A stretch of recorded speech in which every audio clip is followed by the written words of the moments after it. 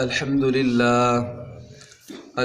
لله نحمده ونستعينه ونستغفره ونؤمن به ونتوكل عليه ونعوذ بالله من شرور أنفسنا ومن سيئات أعمالنا من يهده الله فلا مضل له ومن يضلله فلا هادي له ونشهد أن سيدنا وسندنا ومولانا محمدا عبده ورسوله أما بعد فأعوذ بالله من الشيطان الرجيم بسم الله الرحمن الرحيم وجاءوا أباهم عشاء يبكون قالوا يا أبانا إنا ذهبنا نستبق وتركنا يوسف عند متاعنا فأكله الذئب وما أنت بمؤمن لنا ولو كنا صادقين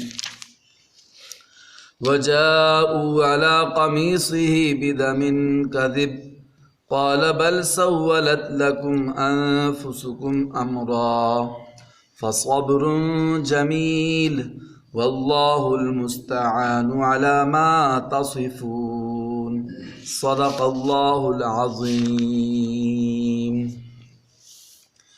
میرے محترم سامعین و ناظرین کرام، آج کے اس درس قرآن میں میں نے آپ کے سامنے سورہ یوسف کی 3 آیات مبارکہ آیت نمبر 16، 17 اور 18 تلاوت کرنے کی سعادت حاصل کی ہے۔ اللہ رب العزت سے دعا ہے کہ اللہ تعالی ہماری اس حاضری کو قبول فرمائیں اور مرتے دم تک اللہ تعالی ہمیں نماز پر اور درس قرآن پر استقامت نصیب فرمائیں۔ میرے محترم سامعین، اس سے پہلی آیت نمبر 15 میں اس بات کا ذکر تھا کہ حضرت یوسف علیہ السلام کے بھائی ان کو لے گئے اور لے جا کر حضرت یوسف علیہ السلام کو ایک گہرے کنویں میں انہوں نے ڈال دیا۔ اور آج جو آیات تلاوت کی ہیں ان میں سے سب سے پہلی آیت میں یہ ہے کہ وَجَاءُوا أَبَاهُمْ عِشَاءً يَبْكُونَ، یوسف علیہ السلام کے بھائی جنہوں نے ان کو کنویں میں ڈالا تھا وہ عشاء کے وقت، رات کے وقت روتے ہوئے واپس آئے اپنے گھر۔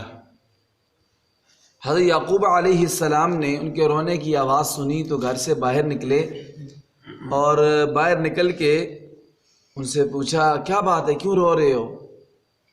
کیا کوئی بکریوں کے ساتھ کوئی حادثہ پیش آ گیا ہے؟ بکریاں تھیں حضرت یعقوب علیہ السلام کی اور یہ بکریاں چرانے کے لیے بھی گئے ہوئے تھے، کیا کوئی بکری کوئی چوری ہو گئی ہے یا کسی بھیڑیے نے کھا لی ہے یا کوئی حادثہ پیش آ گیا؟ رو کیوں رہے ہو؟ خیر تو ہے؟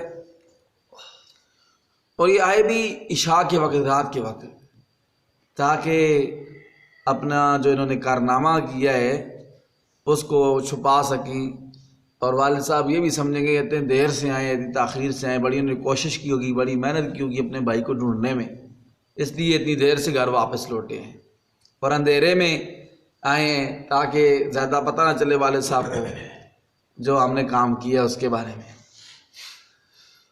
تو کہنے لگے نہیں، یہ بات نہیں ہے، بکریاں کسی بھیڑیے نے نہیں کھائی ہیں اور کوئی ایسا حادثہ پیش نہیں آیا۔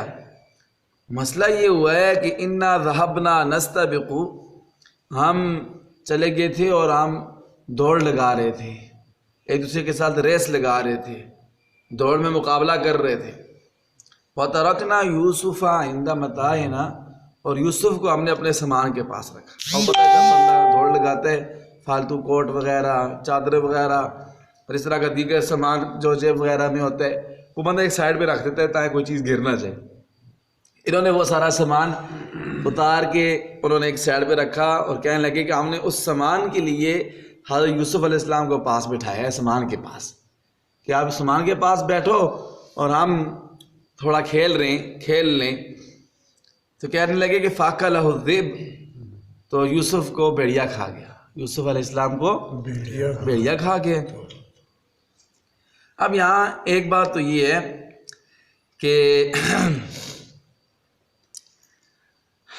مقابلہ کرنا دوڑ میں یہ شریعت میں پسندیدہ کام ہے، چاہے ویسے پیدل دوڑ کر مقابلہ کرے بندہ، ریس لگائے ایک دوسرے کے ساتھ، یا گھوڑوں کے اوپر ریس لگائے، یا تیر اندازی میں مقابلہ کریں، نشانہ بازی میں مقابلہ کریں، تیراکی میں مقابلہ کریں، یہ شریعت میں ایک پسندیدہ عمل ہے۔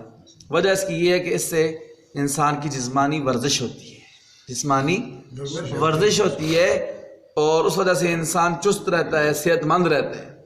جب چست رہے گا، صحت مند رہے گا، تو اگر دشمن سے مقابلہ کرنا پڑ گیا کفار سے، تو یہ اس میں شریک ہو سکے گا اور ان دشمنوں کا مقابلہ کر سکے گا، میدان کارزار میں اتر سکے گا، جہاد کر سکے گا۔ اسی لیے میرے اور آپ کے پیارے نبی حضرت محمد مصطفیٰ صلی اللہ علیہ وسلم نے خود بھی، پیارے نبی صلی اللہ علیہ وسلم نے دوڑ لگائی، اور اپنے گھوڑے کے اوپر بھی پیارے نبی صلی اللہ علیہ وسلم نے دوڑ لگائی، گھوڑے کے اوپر سوار ہو کر۔ آتا ہے کہ حضرت عائشہ رضی اللہ تعالی عنہا اور پیارے نبی صلی اللہ علیہ وسلم ایک دفعہ باہر تھے، سفر میں تھے، تو حضور صلی اللہ علیہ وسلم نے حضرت عائشہ سے فرمایا کہ ایسا نہ ہو کہ ہم دونوں دوڑ لگائیں، دیکھتے ہیں کون آگے ہوتا ہے۔ تو ایک تو اس میں بیوی کی بھی دلداری کے لیے یہ کیا عمل، اور دوسرا اس میں ورزش بھی ہو جاتی ہے۔ تو عائشہ رضی اللہ تعالیٰ عنہ نے فرمایا ٹھیک ہے دوڑ لگاتے ہیں۔ تو جب نبی علیہ السلام نے عائشہ رضی اللہ تعالیٰ عنہ نے دوڑ لگائی، مقابلہ کیا ریس میں، تو نبی علیہ السلام آگے نکل گئے اور عائشہ رضی اللہ تعالیٰ عنہ پیچھے رہ گئی۔ پھر ایک دفعہ کافی عرصے بعد جب پیارے نبی صلی اللہ علیہ وسلم کی عمر مبارک زیادہ ہو گئی، تو اس وقت پھر ایک دفعہ مقابلہ کیا، تو نبی علیہ السلام اس دوڑ میں پیچھے رہ گئے اور عائشہ رضی اللہ تعالیٰ عنہ آگے نکل گئی۔ تو پیارے نبی صلی اللہ علیہ وسلم نے ارشاد فرمایا ہذہ بتلکا، یہ جو آج تم آگے نکل گئی ہو، یہ اس پہلی کے مقابلے میں ہو گیا جب میں آگے نکل گیا تھا، یعنی اصحاب برابر ہو گئے۔ جب پہلی دفعہ ریس لگائی تھی تو میں آگے نکل گیا تھا، اور اب آج جو ہے وہ تم آگے نکل گئی ہو، دونوں برابر ہو گئے، دونوں برابر ہو گئے، ریس میں دونوں برابر ہو گئے۔ اور اسی طرح آتا ہے ایک صحابی رسول تھے، ان کا نام تھا سلمہ بن اکوع رضی اللہ تعالی عنہ۔ انہوں نے ایک شخص کے ساتھ گھوڑ سواری میں ریس لگائی تھی، وہ اپنے گھوڑے پر بیٹھ کر سوار ہو گیا، دونوں ریس لگاتے ہیں کس کا گھوڑا آگے نکلتا ہے۔ تو حضرت سلمہ بن اکوع رضی اللہ تعالی عنہ اس میں جیت گئے تھے، ان کا گھوڑا آگے نکل گیا تھا ریس میں۔ اسی طرح آتا ہے کہ ایک دفعہ پیارے نبی صلی اللہ علیہ وسلم خلیفہ اول بلا فاصل حضرت ابو بکر صدیق رضی اللہ تعالی عنہ اور خلیفہ دوم مراد رسول حضرت عمر فاروق رضی اللہ تعالی عنہ، تینوں نے گھوڑوں پر ریس لگائی۔ نبی علیہ السلام اپنے گھوڑے پر تھے، حضرت ابو بکر اپنے گھوڑے پر تھے، اور حضرت عمر فاروق رضی اللہ تعالیٰ عنہ اپنے گھوڑے پر تھے۔ جب ریس لگائی تو پیارے نبی صلی اللہ علیہ وسلم سب سے آگے نکل گئے، پہلے نمبر پر پیارے نبی صلی اللہ علیہ وسلم آگے، اور حضور کے فوراً بعد ساتھ حضرت ابوبکر صدیق رضی اللہ تعالیٰ عنہ آئے دوسرے نمبر پر، اور پھر اس کے بعد حضرت عمر فاروق رضی اللہ تعالیٰ عنہ تیسرے نمبر پر آئے اس ریس میں۔ تو اس میں خلافت کی طرف بھی اشارہ ہے کہ نبی علیہ السلام کے بعد پہلے خلیفہ حضرت ابوبکر صدیق رضی اللہ تعالیٰ عنہ اور دوسرے خلیفہ حضرت عمر فاروق رضی اللہ تعالیٰ عنہ ہوں گے۔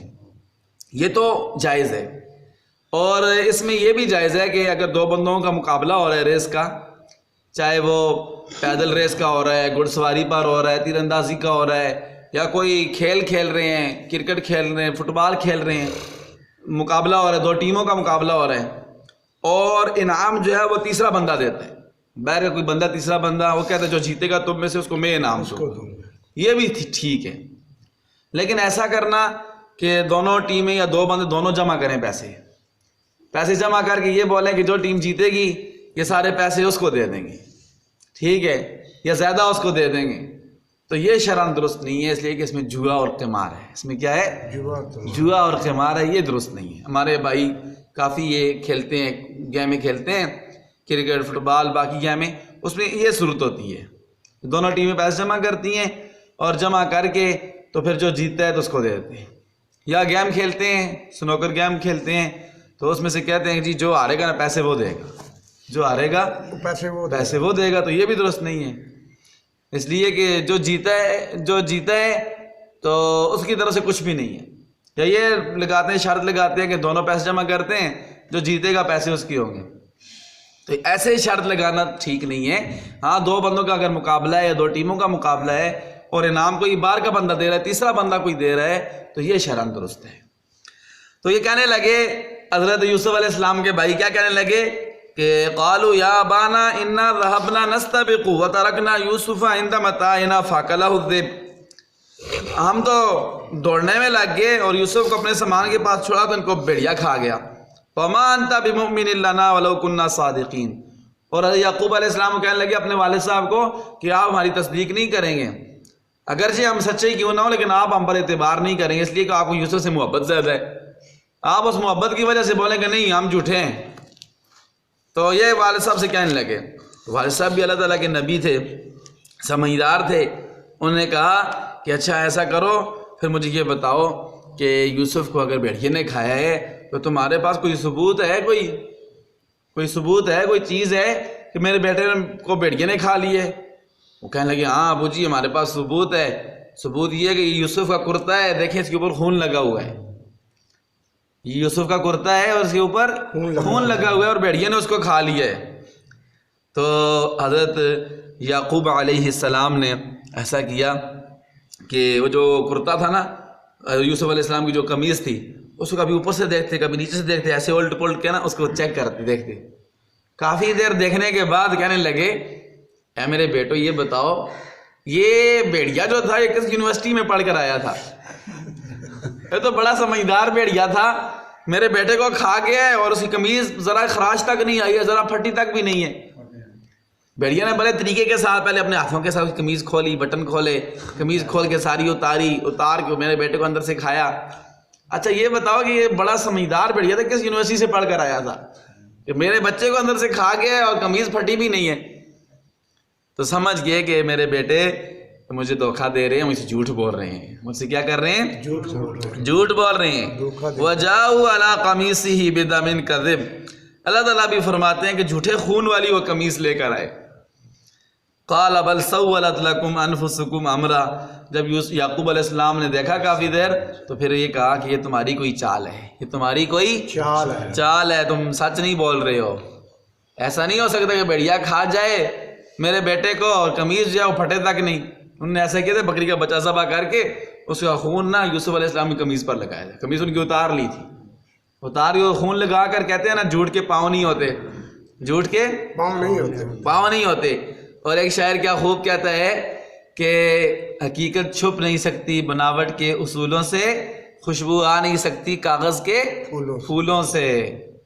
تو حقیقت نہیں چھپ سکتی، یا بناوٹ نے کتنی اچھی بناوٹ بنائی ہے، دیکھیں کرتا اتارا بھی ہے، اس کے اوپر خون بھی لگایا، بکری کا بچہ بھی ذبح کیا ہے، پھر اس کے باوجود بھی ان کا جھوٹ چھپ نہیں سکا، جھوٹ کے پاؤں نہیں ہوتے، پکڑے گئے۔ یوسف علیہ السلام، یعقوب علیہ السلام سمجھ گئے کہ جھوٹ بول رہے ہیں، لیکن پھر کہنے لگا بیٹے اب ان کا کیا کروں؟ پھر کہنے لگے فصبر جمیل، میں تو صبر ہی کرتا ہوں، ٹھیک ہے، کوئی جزا فضا نہیں کرتا ہوں، وویلا نہیں کرتا ہوں، شکوے نہیں کرتا ہوں اللہ کے آگے، بس اللہ کے سپرد کرتا ہوں، اللہ ہی میرے بیٹے کی حفاظت فرمائے، لیکن تمہاری باتیں مجھے کوئی ٹھیک نہیں لگ رہی ہیں۔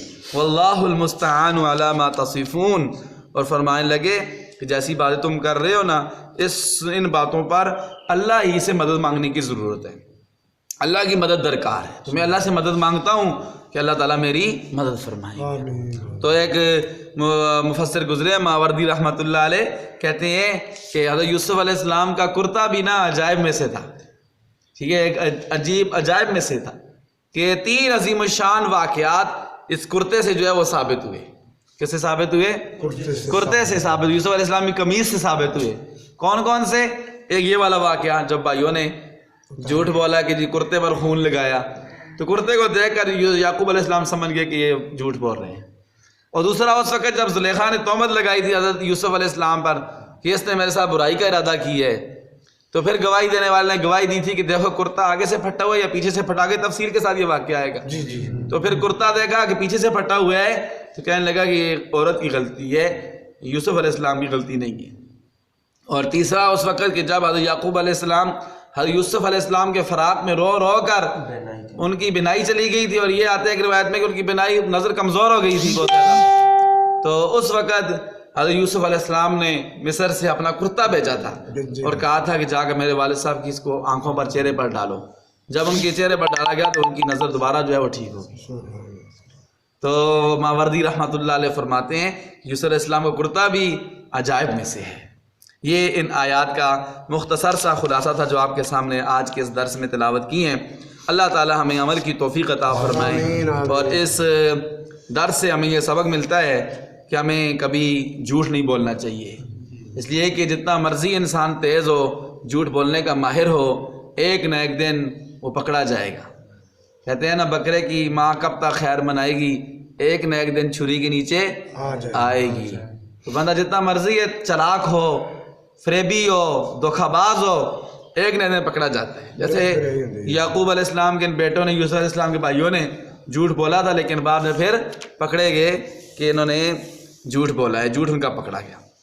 اور دوسرا سبق ہمیں یہ ملتا ہے جب بھی ہمیں یہ چاہیے کہ جسمانی صحت کے لیے ہمیں کوئی نہ کوئی ورزش ضرور کرنی چاہیے، چاہے دوڑ کا مقابلہ ہو، چاہے تیر اندازی ہو، چاہے گھڑ سواری ہو، چاہے تیراکی ہو، نشانہ بازی ہو، ایسی ورزشیں ہمیں کرنی چاہیے.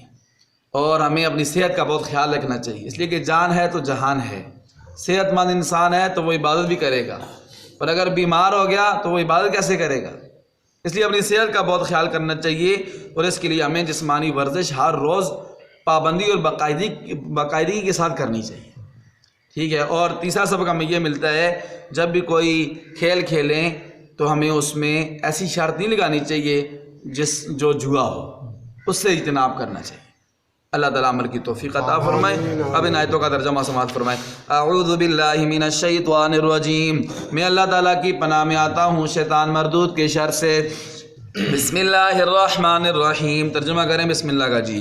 میں شروع کرتا ہوں اللہ کے نام سے جو نہایت مہربان بڑا رحم کرنے والا ہے. وجاءوا، اور آئے حضرت یعقوب علیہ السلام کے بیٹے، اباہم، اپنے ابو کے پاس. کس کے پاس آئے؟ اپنے ابو کے پاس آئے. عشاءً، کس وقت؟ عشاء کے وقت آئے. کیا کرتے ہوئے؟ ہنستے ہوئے، روتے ہوئے؟ یبکون، روتے ہوئے آئے، روتے ہوئے. لیکن یہ حقیقی رونا نہیں تھا، یہ جھوٹ کا رونا تھا. جھوٹ کا رونا تھا، ہاں جی، جھوٹ کا رونا بھی ہوتا ہے. قالوا، وہ کہنے لگے، یا ابانا، اے میرے ابا جان، انا ذهبنا نستبق، ہم چلے گئے، دوڑ لگا رہے تھے، مقابلہ کر رہے تھے دوڑ میں. وترکنا یوسف، اور ہم نے چھوڑ دیا یوسف کو، عند متاعنا، اپنے سامان کے پاس. فاکلہ الذئب، ان کو بھیڑیا کھا گیا، یوسف کو بھیڑیا کھا گیا. وما انت بمؤمن لنا، اور آپ ہم پر اعتبار نہیں کریں گے. ولو كنا صادقین، اگرچہ ہم سچے ہی کیوں نہ ہوں. وجاءوا علی قمیصہ، اور لے آئے حضرت یوسف علیہ السلام کی قمیص لے کر، یوسف علیہ السلام کی قمیص لے کر آگے. بدم کذب، جھوٹے خون والی، جھوٹے خون والی قمیص. قال بل سولت لکم انفسکم امرا، یعقوب علیہ السلام کہنے لگے تمہارے دلوں نے ہی کوئی چال چلی ہے. فصبر جمیل، میں تو صبر جمیل کرتا ہوں، اچھا صبر کرتا ہوں. صبر جمیل کہتے ہیں جس میں وویلا نہ ہو، شور شرابہ نہ ہو، شکوہ نہ ہو. اللہ پر چھوڑ دے بندہ بات. واللہ المستعان، اللہ ہی سے مدد درکار ہے. علی ما تصفون، جو تم باتیں کرتے ہو ان پر. اللہ تعالیٰ عمل کی توفیق عطا فرمائے. ربنا تقبل منا انک انت السمیع العلیم وتب علینا یا مولانا انک انت التواب الرحیم. یا اللہ ہماری حاضری قبول فرما، ہمارے گناہوں کو معاف فرما، ہمیں نماز پر درس قرآن پر استقامت نصیب فرما. جتنے بھی ایمان والے فوت ہو چکے ہیں، خصوص بالخصوص ہمارے آباء و اجداد میں سے، بزرگوں میں سے، ماں باپ میں سے، بہن بھائیوں میں سے، رشتہ داروں میں سے، نمازیوں میں سے، محلے والوں میں سے، مدرسے مسجد کی خدمت کرنے والوں میں سے، سب کی بخشش فرما. بیماروں کو شفاء کاملہ عطا فرما، مظلوموں کو ظلم سے نجات نصیب فرما. جن بھائیوں نے دوستوں نے دعاؤں کا کہا کہ جو بھی جائز حاجات اپنے فضل و کرم سے پوری فرما. یا اللہ ہمارے اس مدرسے جامعہ محمدیہ کو اپنے دین کی خدمت کے لیے قبول فرما. جتنی بھی ضروریات ہے اپنے غیب کے خزانوں سے پوری فرما، اخلاص کی دولت سے مالا مال فرما. جتنے بھی ہمارے بھائی دوست یا اللہ مدرسے مسجد کی خدمت کرتے ہیں اپنے دربار میں قبول فرما، اپنی شان کے مطابق اجر عطا فرما، اسلام والی زندگی عطا فرما، ایمان اور شہادت والی موت نصیب فرما.